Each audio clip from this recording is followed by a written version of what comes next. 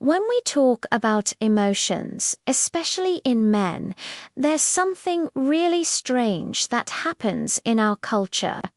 Men are taught, often without even realizing it, that there's a very limited range of emotions they're allowed to feel. And if you really think about it, the one emotion men are universally permitted to express without judgment, without shame, without ridicule, is anger.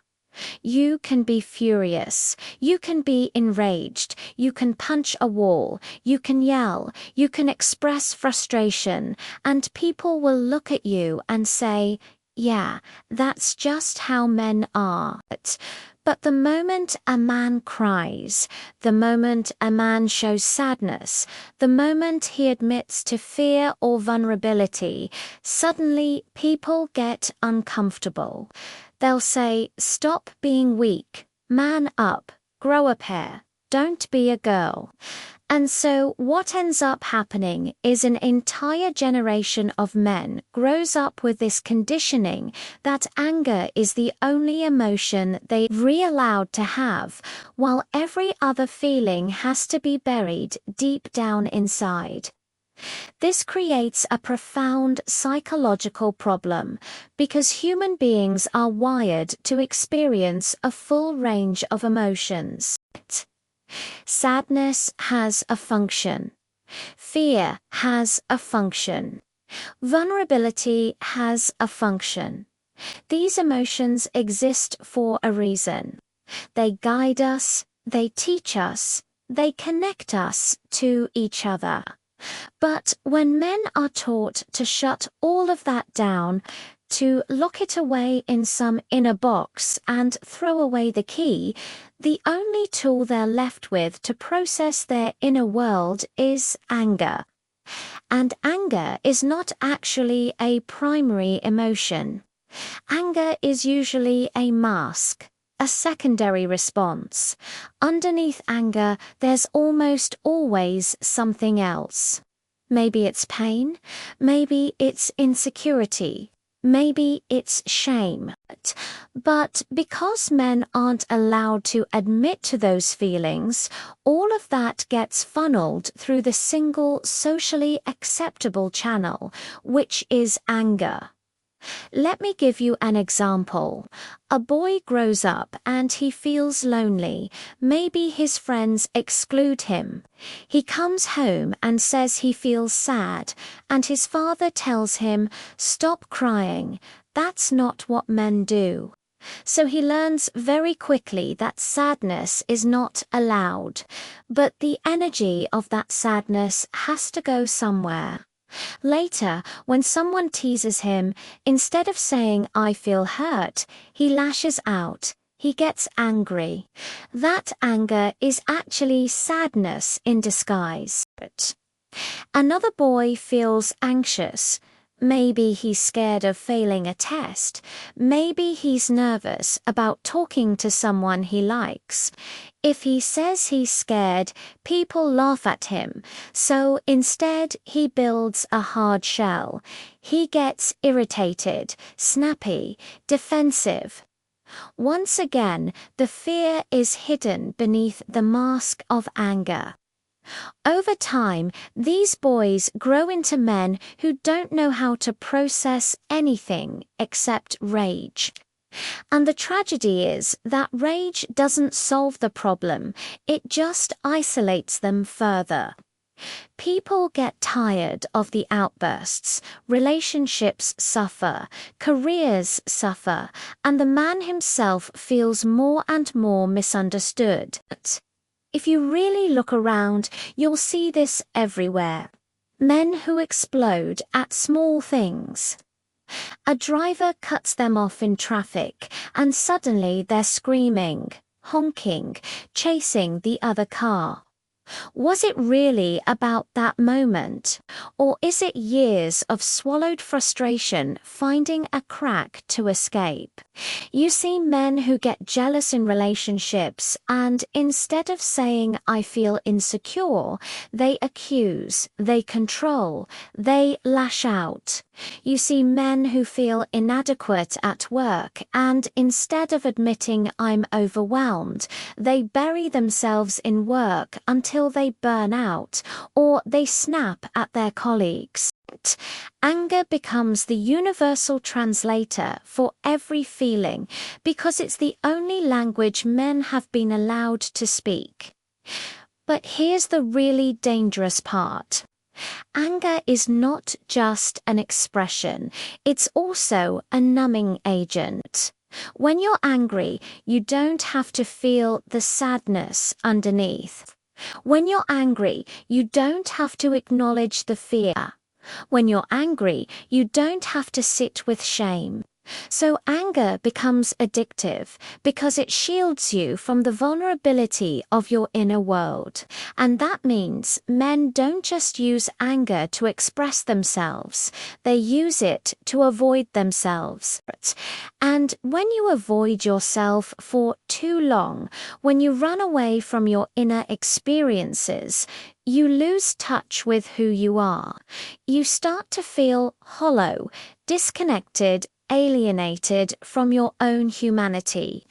This is why so many men describe feeling empty even when they're successful.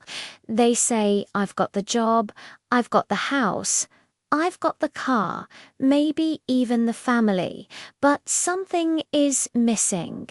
They can't quite put their finger on it because they've spent decades repressing every emotion except anger. They've cut off their access to joy, to peace, to love, to grief, to tenderness. They live in this tiny, constricted emotional box and then wonder why life feels so flat. And when that emptiness becomes unbearable, some men turn to substances, some turn to workaholism, some turn to destructive behaviors, and some collapse into depression. Because depression, in many cases, is what happens when all that repressed emotion turns inward. Now, let's ask the obvious question. Why is it that men are only allowed to feel anger? Where does this conditioning come from? Part of it is cultural. For centuries, men were expected to be warriors, protectors, providers. Vulnerability in those roles could mean death.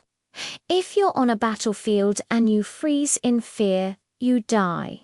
If you're hunting and you cry, you give away your position. So society's glorified toughness and stoicism in men and ridiculed anything that looked soft.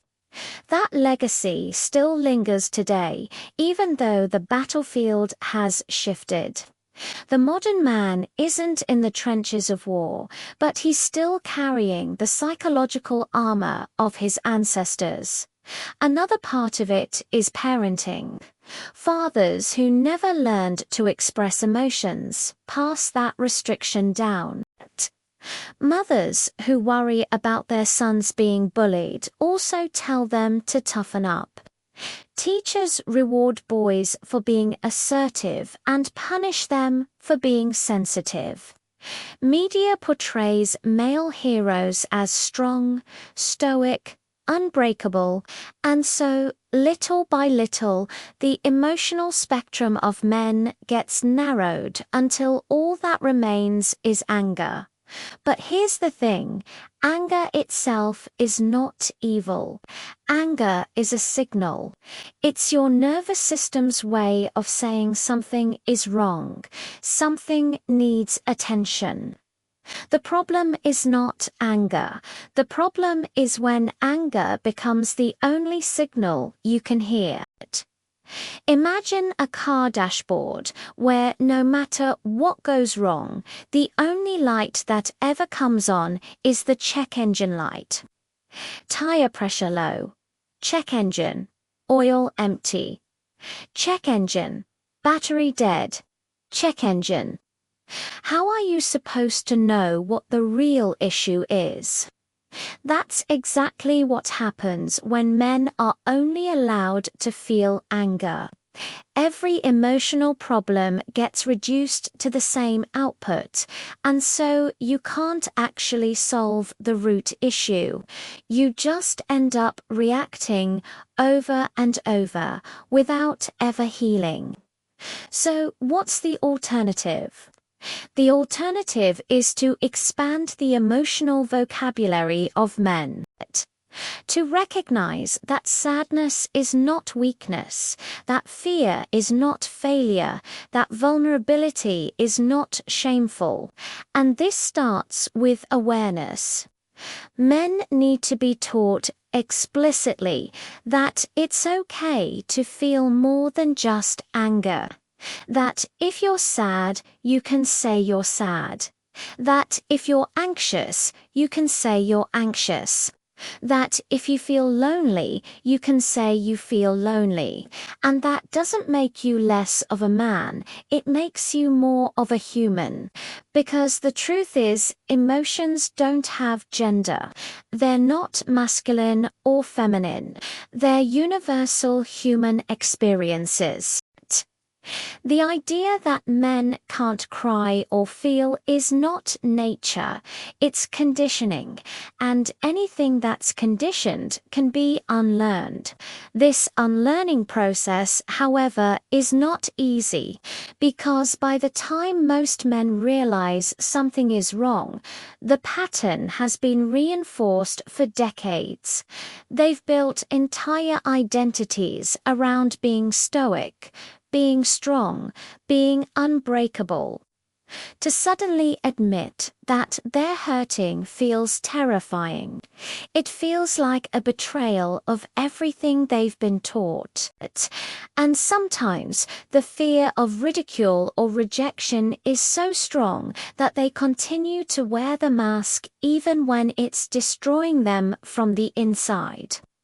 This is why therapy, men's groups, safe spaces for emotional expression are so critical. Because you need an environment where it's safe to practice vulnerability, where you won't be shamed for it, where other men can model emotional honesty. When one man says, "I cried last night and the world didn't end," it gives permission to others to do the same. And what's fascinating is that when men do open up, when they break the barrier and allow themselves to feel, there's often this flood. Years of bottled up emotions come pouring out, and it's overwhelming. But it's also healing. Because finally, the sadness that was buried, the grief that was denied, the fear that was hidden, all of it gets acknowledged. And acknowledgement is the first step to integration. You can't heal what you refuse to see. And the irony is, when men actually embrace their full emotional range, they don't become weaker, they become stronger. Because strength is not the absence of vulnerability, it's the ability to carry vulnerability with courage. A man who can feel his emotions and still act is far more powerful than a man who can only rage. Now, let's pause and think about the next generation.